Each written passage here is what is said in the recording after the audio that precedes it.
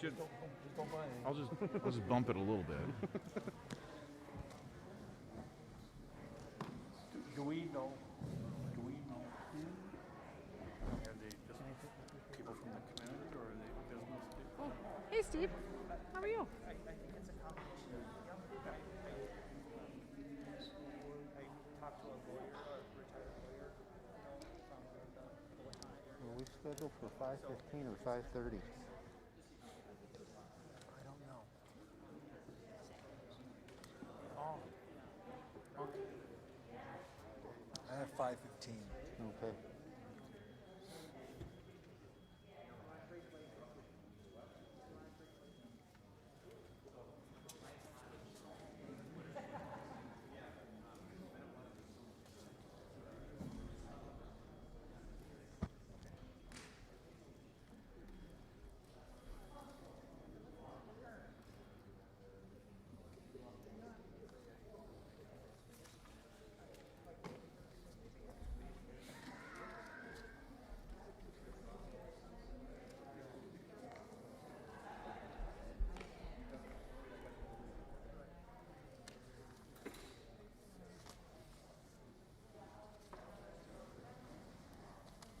Okay, I want to thank you, and I think we'll get started. We're running just a little bit behind time, but that's okay too.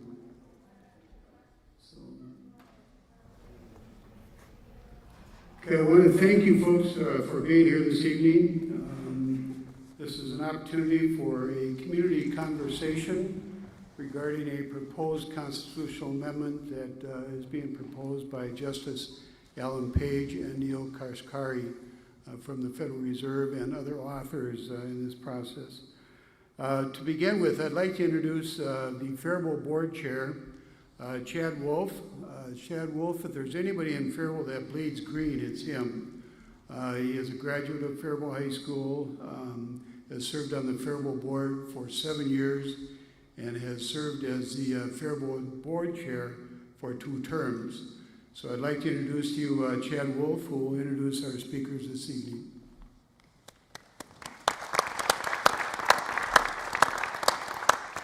Welcome everybody, thanks for coming, and Mr. Robichaud, thank you for lighting this up, we greatly appreciate it. So, just as an introduction here, Mr.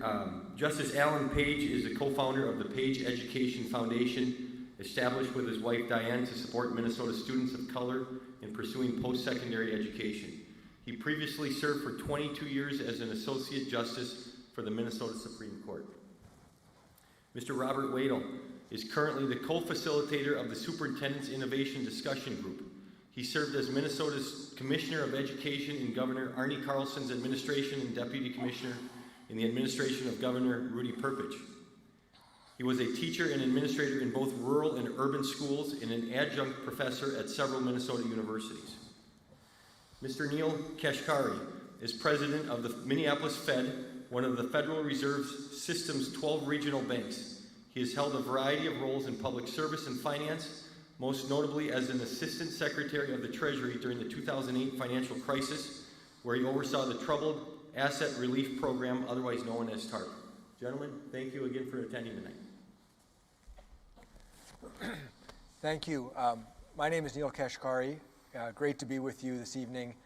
Thank you for coming out to meet with us, and everybody who's watching at home online, thank you for joining us this evening. I'm going to kick off very briefly and talk about why I'm here, why we're talking about education. I'm going to turn it over to Justice Page. So I came to Minnesota 5.5 years ago when I became president of Minneapolis Fed. One of the goals that the United States Congress has given to the Federal Reserve is maximum employment. As many Americans as possible gainfully employed and contributing to our economy. And the reason I'm here to talk about education is because the single most important determinant of an individual's success in the job market is the education that they have. So while we don't set education policy at the Federal Reserve, we care a lot about it because it's so important to our economic vibrancy and our economic competitiveness. When I moved to Minnesota, I was shocked to discover that Minnesota has some of the worst education disparities in the country. What do I mean by that? The difference in education outcomes for low-income children in Minnesota of all races, and middle-class and well-to-do children is huge, some of the biggest in the nation. The education outcomes for children of color, African American, indigenous, other children of color, also badly trails their white peers, and some of the worst gaps in the nation. So I asked our economists at the Minneapolis Fed, help me understand those gaps. Why do they exist? What has been done to try to close them? And what progress have we made? Well, as we looked at it, if we're being honest, looking at the data, there have been a lot of good faith attempts over the last 20 or 30 years by very dedicated people working hard to close these gaps. But if we're being honest with each other, we have made literally zero progress in closing the gaps. And when you look around the country, that's not true everywhere. There are some states that have made real progress in 10 years, 15 years, 20 years, and are having much better outcomes for their children. So what's going on in Minnesota? You know, some people we meet will say, oh, it's not education. You have to first solve poverty. Poverty is the real problem. Well, these other states have poverty too. And the most powerful tool any of us has to address poverty is actually education. So poverty is an excuse to defend the status quo. So it occurred to me that we have a political problem in Minnesota. Both parties in Minnesota care about education, but we are a politically divided state, and they don't agree on the solutions. So what ends up happening is the system itself is left unchanged, and little minor tweaks are made around the margins of the system, while other states have had the political consensus to make transformational changes that have led to better outcomes for kids. So more than 2 years ago, I reached out to Justice Page. I reached out to him because I knew he spent 22 years on Minnesota's Supreme Court, and I knew he had a lifetime of passion for education because I'd heard of the Page Education Foundation. And I asked him, I said, Justice Page, I'm not a lawyer, so I need your advice. Is there a way we could use the law to break through these political barriers and literally put children first so that we can have better outcomes for all Minnesota children? And we started by looking at the state constitution. All 50 states have a state constitution. They're all somewhat different. All 50 state constitutions say something about education. It turns out Minnesota has an education provision that was written in 1857 and that has not changed since 1857. And that education provision essentially says that children in Minnesota have the right to access an adequate education system. But what does that mean, an adequate education system? It is a system that is on average adequate. It is great for some, it is lousy for others. On average, it's adequate, and if your child or if your grandchild has access to that system, whether they're at the top of the system or the bottom, it doesn't matter, their rights have been fulfilled. So when we looked at that, it dawned on us, Minnesota's education system today is performing exactly as Minnesota's Constitution requires it to perform. And if you look around the country, many states have updated their constitutions. And they said, you know what? Adequate's not good enough for our children. Our children deserve quality. So we did that. We looked around the country and we said, let's take the strongest provisions we can from other state constitutions and come up with a proposal to update our Constitution. And very simply, we want to create a civil right for every Minnesota child to receive a quality public education, and then make delivering that right the state's #1 priority. We believe this can lead to transformational change, and in a sense will be a new foundation from which to build our education system of the future that will lift up all of our children and not leave so many behind. So with that brief overview, let me turn it over to Justice Page. Thank you, Neil. The question presents itself, well, why change the Constitution? Well, if you look at our current constitutional language, it focuses on the education system and funding of that system. It does not focus on children. And at the end of the day, The purpose of our education system is to educate children. And given the disparities in performance for children of color and poor white children, we need some catalyst for real change. And so when Neil asked me to sit down and talk about what we might do, we thought, well, let's first look at the foundational document, and that is our Constitution. It provides, as I noted, or as Neil noted, that every child has a fundamental right to an adequate education system. Not even an adequate education, an adequate education system. We think that by shifting the focus from the system to children, we can create a real catalyst for change. And these disparities that we're talking about have been around for decades. For decades. And a lot of good people, thoughtful people, well-intentioned people have spent a lot of time trying to address these disparities. And what we end up with is the same old thing, the status quo. And so we've proposed amending the language to read, and you'll see that on your, as you look at it on your left, all children have a fundamental right to a quality public education that fully prepares them with the skills necessary for participation in our economy, our democracy, and society, as measured against uniform achievement standards set forth by the state. It is a paramount duty of the state to ensure quality public schools that fulfill this fundamental right. People often ask, well, in that first sentence, what does quality mean? And well, the first thing they ask is this really just something to help and create an advantage for those who are already advantaged? No, it's not. By using the phrase all children, we mean just that. All children. Black children, brown children, indigenous children, white children, wealthy children, poor children, able-bodied and disabled children, rural, urban, suburban children. All children have a fundamental right to a quality public education. People ask, well, you say public education, but is this really just a vehicle to assist in privatizing public education? No. Our proposed amendment relates to public education and public education only. Doesn't affect private schools, doesn't affect homeschooling, doesn't affect religious schools. It relates to public education. People say, well, what does quality mean?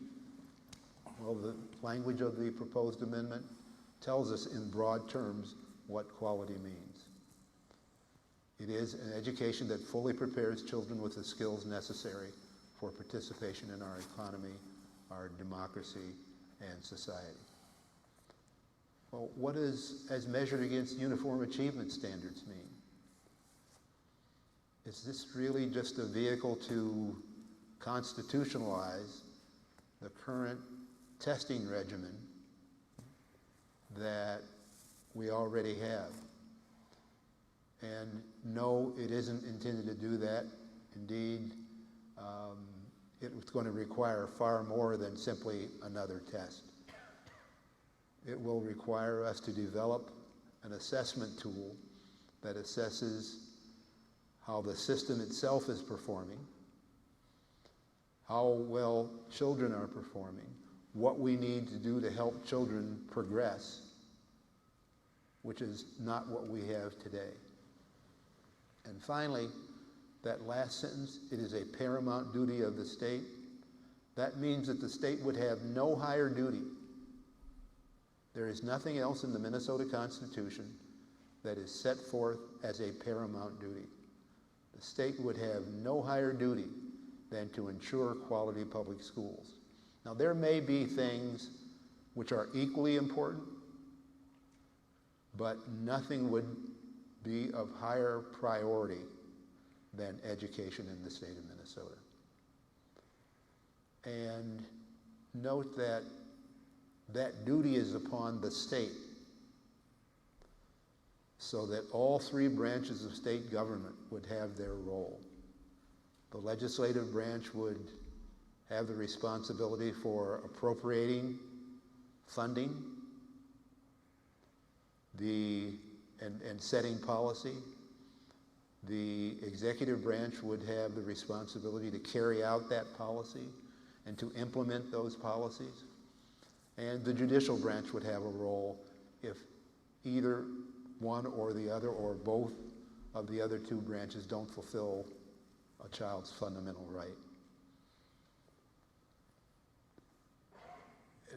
We get this question about, well, the current language talks about the legislature shall, by taxation or otherwise, provide for a thorough and efficient system of public schools. And our language doesn't mention funding. Well, it doesn't mention funding in so many words, but they are included in the language. It would be impossible to meet the state's paramount duty without providing sufficient funding to ensure quality public schools and a quality public school system. And so we think that our proposed language will be a catalyst for real change. It will give us the opportunity to become the forefathers and foremothers of an education system for the future, not relying on an education system that derives its base from 1857. The only thing I'll briefly add, that I look forward to your comment and then our discussion, is what's exciting about this is it's completely bipartisan. We have united Democrats of color in the legislature with conservative Republicans from greater Minnesota, because both groups say, hey, it's our kids, our constituents that are being left behind. Enough is enough. We've united the CEOs of the biggest businesses in Minnesota, for whom this is an economic issue, and Attorney General Ellison, who says, you know, his job is to defend the state. And he said, how can I defend the indefensible? It's high time we raise the standard. And so throughout this journey that we've been on, we keep asking people, send us your ideas. If you don't like our plan, give us an alternative. But that alternative needs to lead to systematic change, real fundamental change, and it needs to be bipartisan. If it's not bipartisan, then it's not really a plan. It's just a soundbite. And we've not heard anything. And so everything I think we've learned in the past 2 years has convinced us that this is the catalyst that we need to finally make transformational change to our education system that is long overdue. Thank you. Well, thank you, Justice Page and President Kashkari. I'd like to make just a few comments this evening why I support the effort to amend the Constitution to provide a quality education for each student, and especially the part that makes education the paramount duty of the state. I think that's such a powerful statement that says education is the most important job that the state has. And I think most people agree with that. People have questions about, the details, of course. That's natural, and I think those can be responded to. So tonight I'd like to talk a bit, just a bit about the rationale for really moving forward, because educators and our community, we don't want to be on the wrong side of this. This is about our future. The quality of our way of life depends on the education of our young people. And this is really what it is really all about. We know the future is a lot different than what we've just gone through for the last 10 years. Think of the remarkable changes the world has gone through. We ain't seen nothing yet.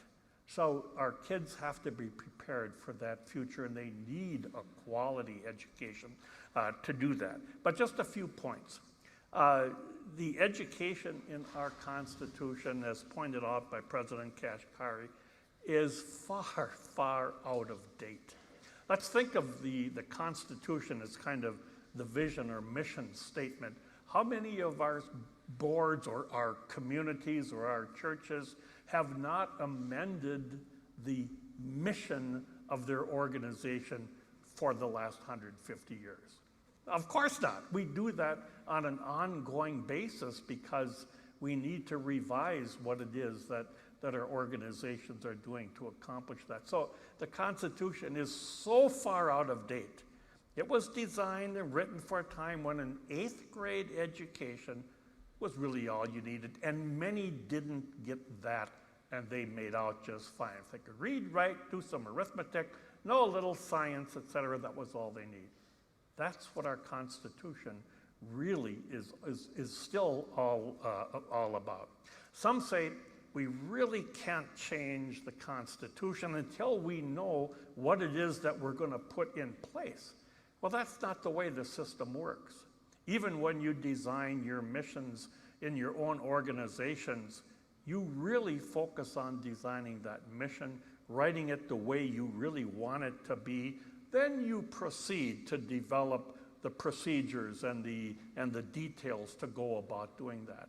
And that's how this will work too. That's how the process in the Minnesota Constitution envisioned this happening. So no, we don't know exactly how it's going to be, but we need to make this huge step first. But even more important, I think, is our current Constitution sends the wrong message.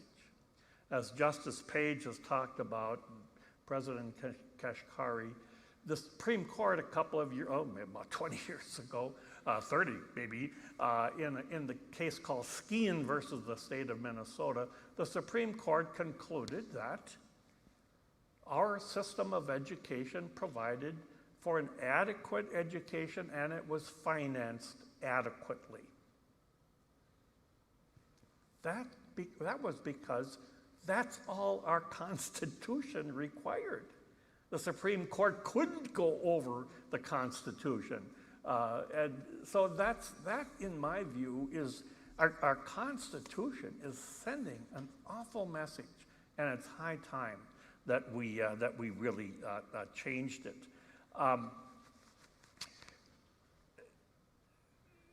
I think our Constitution says nothing about results.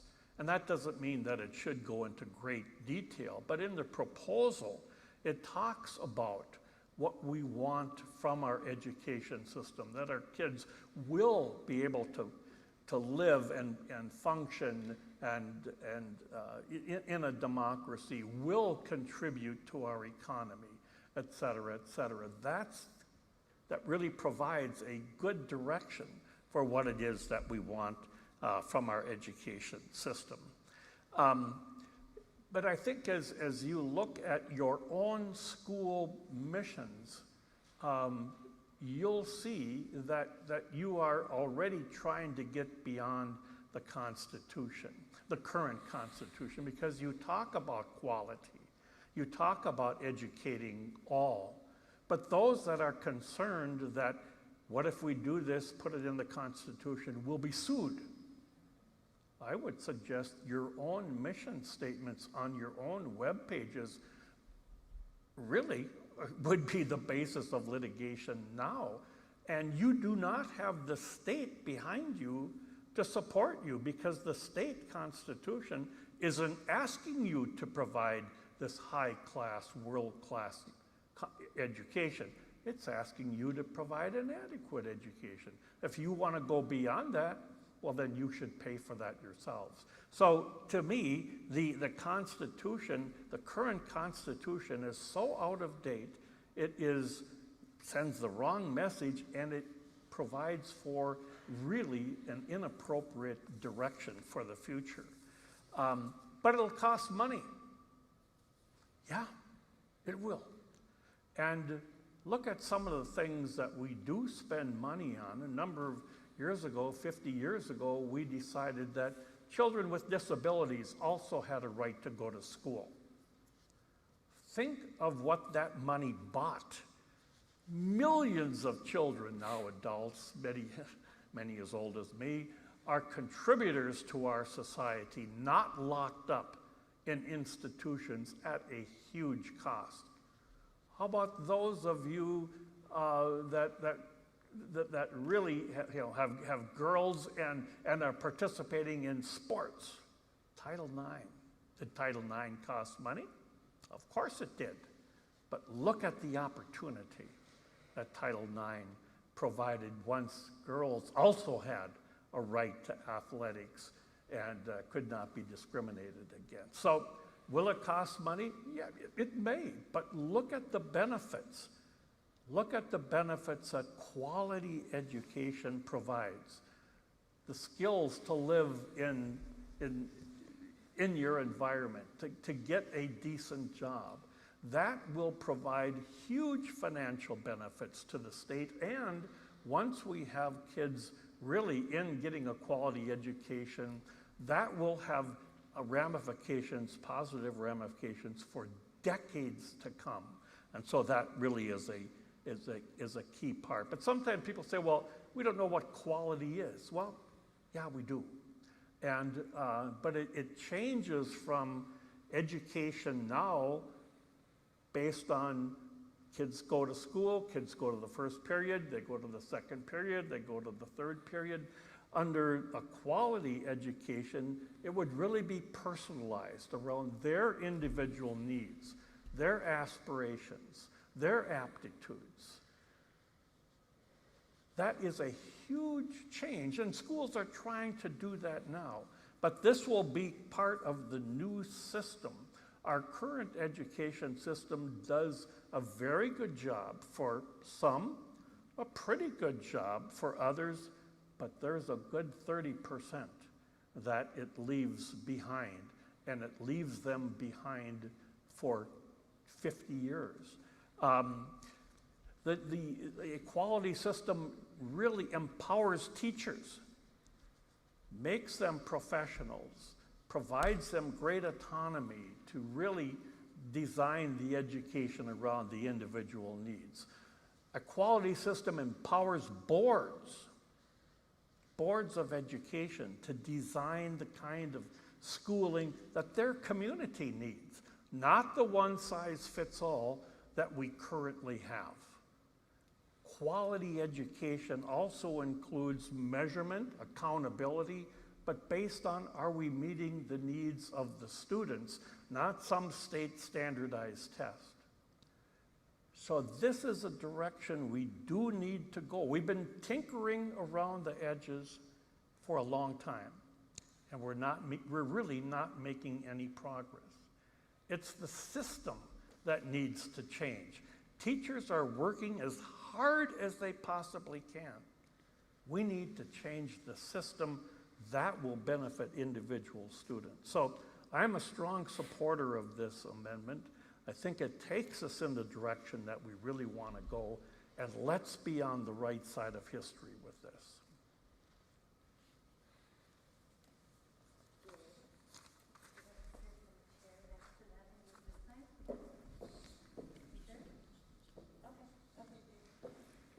Thank you, gentlemen, for those insightful comments about what we're all about. I just have a couple of comments I want to make after listening to the three gentlemen make presentations. And I know that I don't drive the same car that I drove 10 years ago, and yet we still have the same system that we had 100 and some years ago. And so if we're going to change, we need to take a look at that.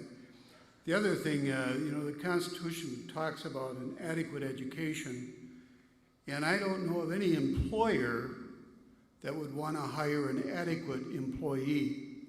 I think they are looking to hire quality employees, and that's what this amendment does, is addresses that. The second comment I want to make before we give an opportunity for you to ask questions of our panel, number one is that we have this achievement gap that is very public, and we have one of the greatest achievement gaps in the state of Minnesota, in the United States. And I contend that one of the reasons that we continue to have this gap is that we're trying to fix the gap with the same system that put us in that predicament, that we have not changed to really address it. And personalized learning is one way that we can address that. So we're perpetuating a system that causes an achievement gap for students, primarily students of color. So with that, those couple of comments and observations, I'd like to turn it over to you in the audience to ask questions of Justice Page, Neil Kashkari, or Bob Wadle. Any of them are willing to respond, and if I can paraphrase what Neil said earlier, is they are seriously looking for input regarding this proposed amendment. That it is a good amendment, but could it be a better amendment? It will be with input from the public. So that's what this conversation is about, is for them to hear your comments about how this amendment can improve and how it can in fact translate into a quality education for all of our students. Questions from anybody in the audience? I believe somebody has a mic.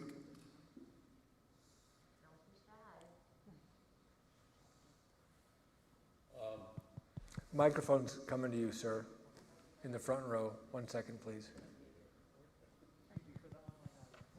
I'm just going to hold on to it if that's all right, just for COVID. Yes.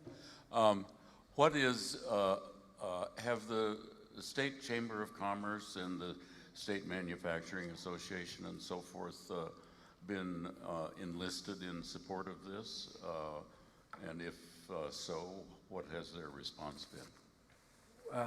Happy to start. We've had a number of conversations with various chambers around the state that have been very positive. I think it's been, some chambers have been more forward-leaning and said, yes, absolutely. Some have said we need to get our board there. By and large, the business community feels very strongly that they need workers of tomorrow, and this is about where their workforce is going to come from. So we have, I wouldn't say we have so far unanimous support in the business community, but we have a lot of support in the business community because for them, this is about their economic growth and their competitiveness. Thank you for your question.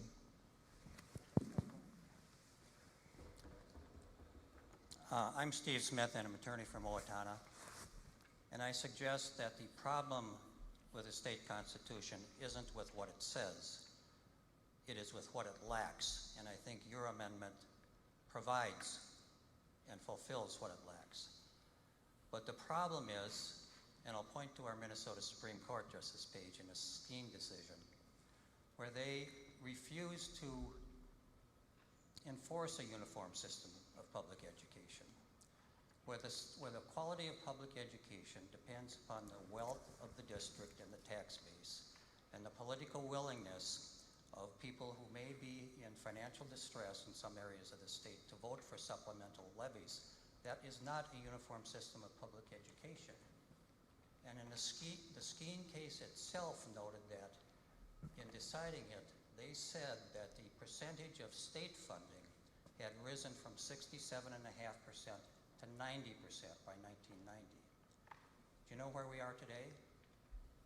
65% is provided by the state. And that's the problem. So to give up a requirement of uniformity, I think may not be good. I do understand and appreciate the focus should be on the student and the quality of education, but I think some more guidance to our friends in the legislature would be appropriate. Thank you.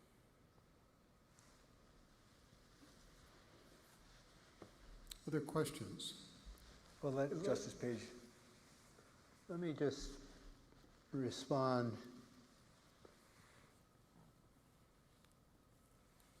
I disagreed with the court's decision in Skeen. But that decision stands, and it is the law in this state. And in effect, what it said is that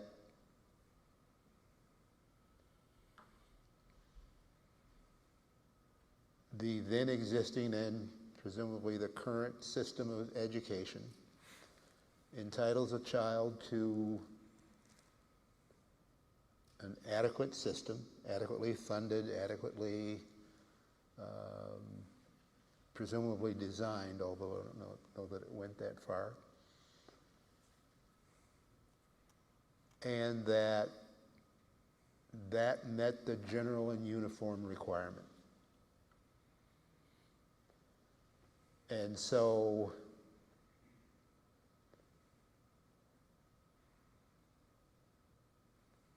our proposed language, removing that general and uniform requirement, and giving the courts the power to enforce quality, and making education an individual right, will result in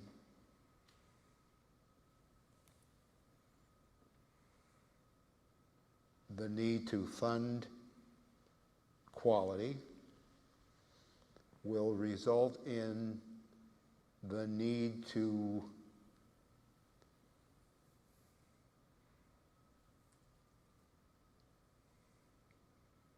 educate individual children because it's an individual right, and that will overcome the hurdles that are in place today.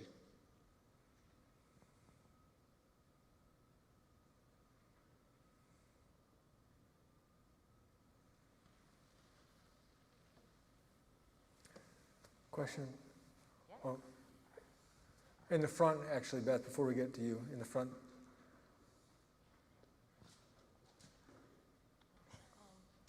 Hello, my name is Halima.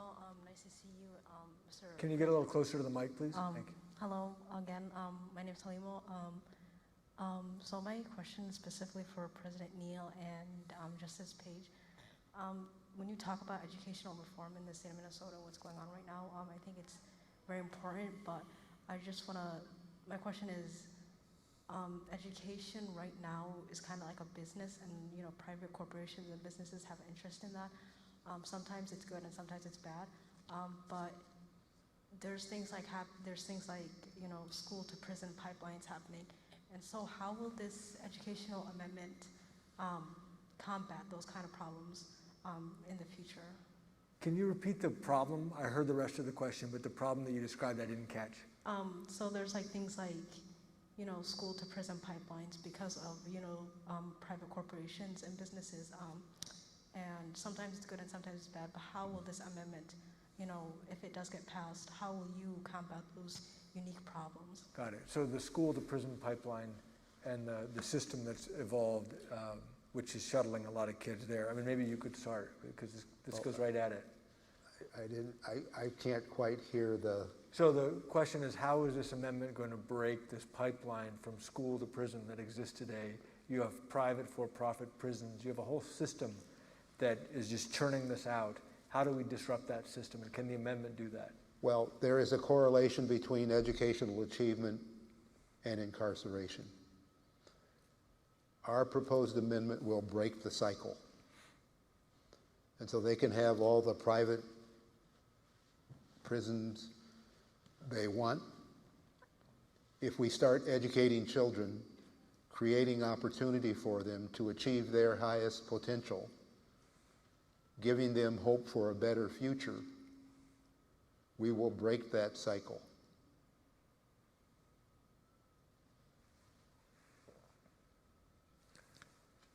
If I can just comment on that a little bit further,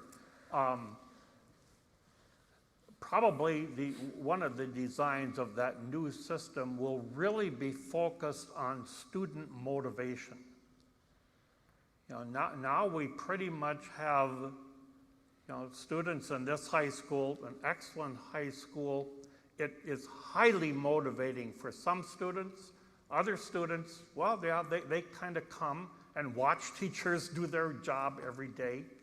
And there are some that aren't successful at all.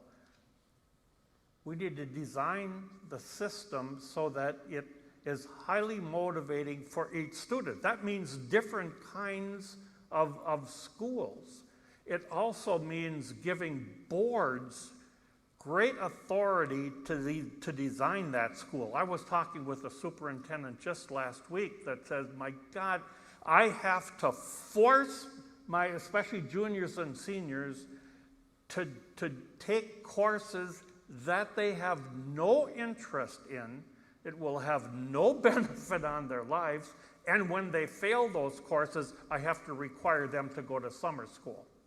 Why don't we let them instead really focus on the things that are highly motivating for them, and we can always work these other standards in. So a number of things, and what does that do? That gives hope. There actually, believe it or not, there are tests that measure hopefulness. And as you are in these schools that are really turning you on, really motivating you, your level of hopefulness for your future goes up. Hope is a powerful incentive. And these kinds of schools in our future will have those kinds of learning opportunities. And I think that's a key part of what this amendment is about. That's what quality is about. Can I just follow up on that notion of hope? Martin Luther King Jr. once said that, and I'm paraphrasing here, people who have hope want to build the society that they're in. People without hope want to destroy it. Right. My sense of the people who I saw come through our criminal justice system and end up in our courts, yes, there are some who have no moral compass, but the vast majority of them had simply given up hope. And creating an educational system that creates hope is how we will end the school-to-prison pipeline.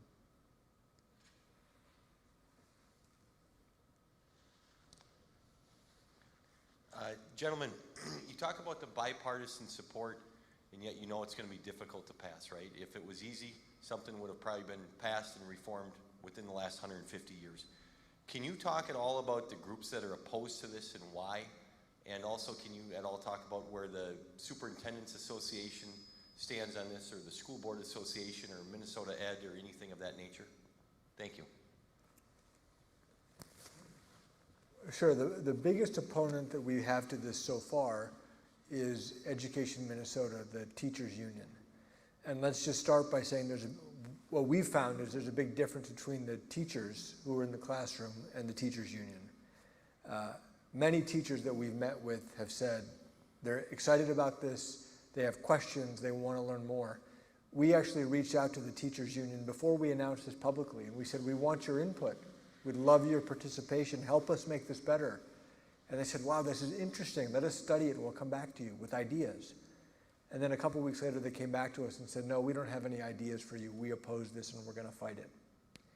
We've reached out to them and met with them a number of times since then. Unfortunately, that's always been the same reception that they've given us.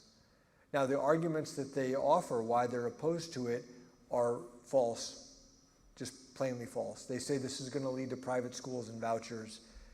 It says the word public education 3 times. Not only does Justice Page said this does not lead to vouchers, Attorney General Ellison has said there's no way this leads to vouchers, so that's not a real argument. They said this is going to reduce the state's requirement to fund schools, as Justice Page already said. It makes public education and public schools the paramount duty of the state. You can't achieve that if you're not going to fund them adequately. And so we've heard a bunch of arguments that are really, just to be blunt, they're defenses of the status quo. Why does that prison pipeline, the school to prison pipeline, why is it so efficient? Because there are groups that benefit from it. Why has Minnesota made no progress in improving outcomes for low-income children and children of color? Because there are people and groups who benefit from the status quo. And if this amendment does anything, it says enough with the status quo, we're going to put children first and the considerations of what's actually in children's interest first. That's why it's powerful, but that's why it's scary and threatening to some groups. I would only add, we've spoken with school board associations and the Superintendent's Association, the Chambers of Commerce. Individuals and individual groups have supported us. None of them oppose us, and none have necessarily come out and verbalize support, but my sense is that they're more supportive than not. I know the School Boards Association put together a committee of a large committee from around the state. I don't know if anybody of your districts were a part of that, and really did, I thought, a pretty thorough job and published a report. You can find it on their website, and I found it very positive, with the usual questions of, well, what about, how are we going to do, those kinds of questions that obviously a school board member would ask. And the same with the superintendents. You were with them at the end of September. They will all come, their processes, they will come with legislative resolutions for the next legislative session, and they'll be finalizing those in December and in January. And the message to them also is, don't come down on the wrong side of education. So I'm very optimistic. I'd like to ask a question. Why now? Why? I know that, Neil, you indicated you came to Minnesota 7 years ago and looked at the Constitution and were appalled by what it stated in there. But why now? What's the push? What's the impetus for you gentlemen to say we've got to change this system? Well, I've been at this talking about education and its the disparities and the failures of our system to educate all children for well over 40 years. And I'm running out of time, quite frankly. Diane and I started the Page Education Foundation back in 1988. And we've had tremendous success with that. Affected more than 8,000 young men and women across the state of Minnesota. As successful as we've been, we haven't come close to meeting the unmet need. This amendment, amending Minnesota's Constitution, will meet that unmet need for all children, not just some children. And if not now, when?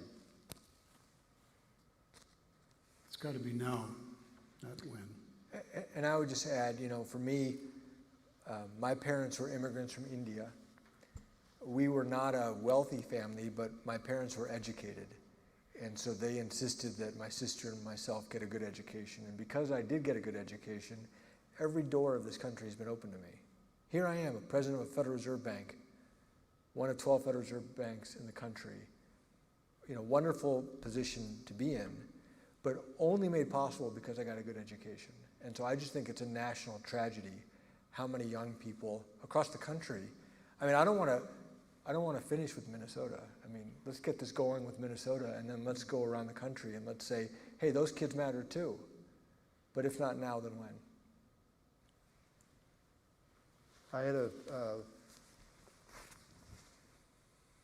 good friend. He spoke at one of our events for our paid scholars with the foundation.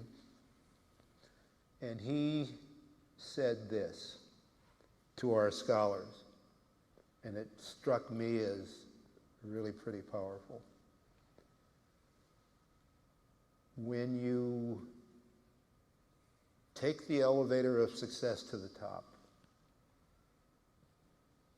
you can't just get off and go about doing whatever you do as a success. You have to send the elevator back down. And this is my opportunity to send the elevator back down. One of my jobs was, I was an education aide to Governor Rudy Perpich. Perpich grew up on the Iron Range. His parents were immigrants from Croatia, and Governor Perpich would say, education was my passport from poverty.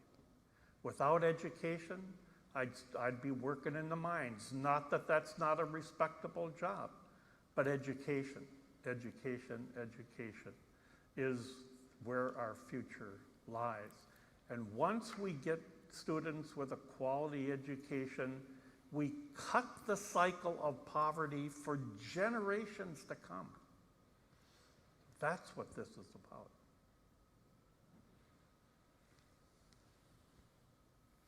In the front row, please, or the microphone's coming to you, sir.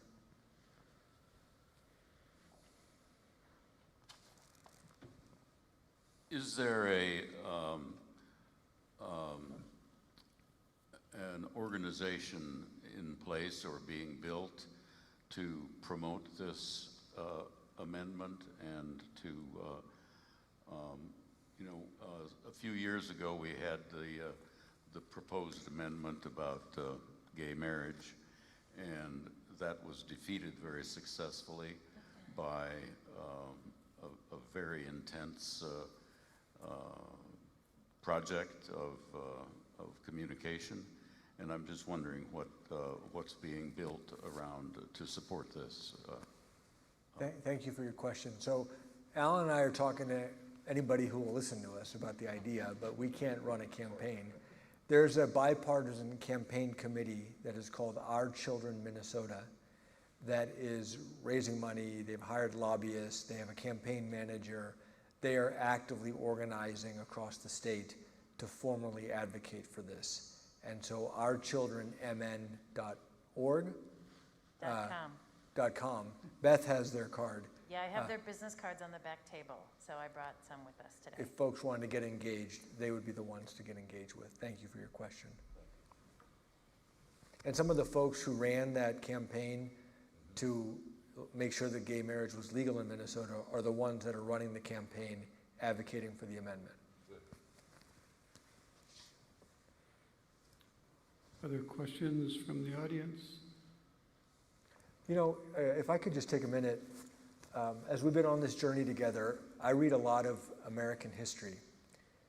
And the more we've been on this journey together, the more parallels I see between this education proposal, the right to a quality public education, and voting rights in American history. Now, I'll just give you my take on this. If you look at the founding of America, what was remarkable about it? What was remarkable about it is that in the earliest democracies in the world, who got to vote? White, male landowners are who got to vote.